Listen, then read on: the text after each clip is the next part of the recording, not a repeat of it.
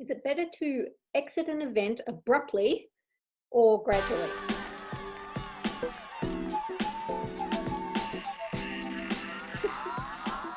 Of course, I'm not talking about exiting a party. I'm talking about an event like we're experiencing with COVID, or on a smaller scale, any sort of business change that you're trying to manage.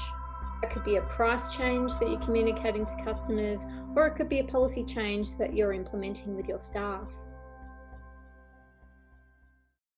So the first strategy I want to talk to you about is when we're talking about entering an event. So think of this as the event.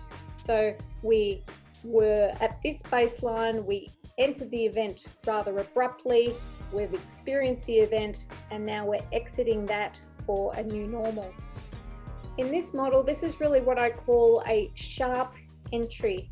So in COVID terms, that's, for instance, we're locking down from this moment in time. Things are abrupt, and that has the advantage of clarity. So people know that that was life then, this is life now. The disadvantage of such a sharp entry into an event is, of course, people are shocked. They are given no time to adapt to their new circumstance. When it comes to exiting the event, we can also do a sharp exit. A sharp exit, for instance, is from tomorrow, all of the restrictions are removed. The advantage of a sharp exit, much like the sharp entry, is clarity. People know that was the situation yesterday, this is the situation today. The major disadvantage of a sharp exit is that there isn't time to adjust. Second model we can talk about is, it's not the curve that everyone's been talking about with COVID, but think of it as a soft or gradual entry and a gradual exit.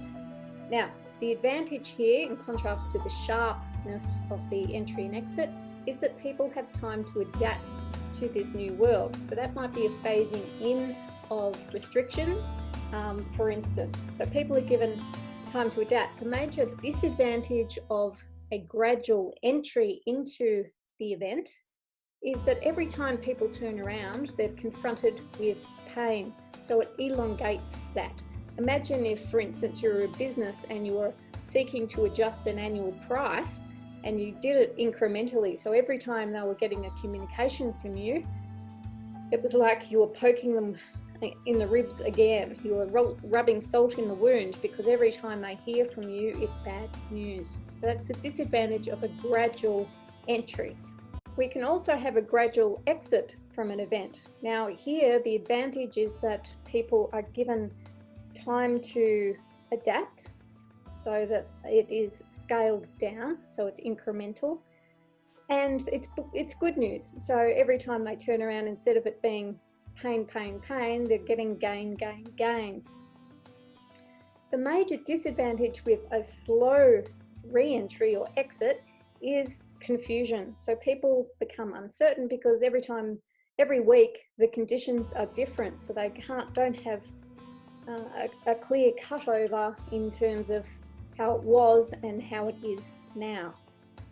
The other major disadvantage of a gradual exit is that there is no end. So people really don't know when they're out of the event. This is one of the risks of a COVID exit strategy, for instance. People are always sort of wondering, is this it? Is this the new normal? Is this the new normal? And they are never quite certain that it is over and life as they knew it can recommence, for instance. Now, of course, you can have a combination of these two. You can have a sharp entry with a gradual exit, or you can have a gradual entry with a sharp exit. It really depends on the context and how you are seeking to best manage your constituents through this event.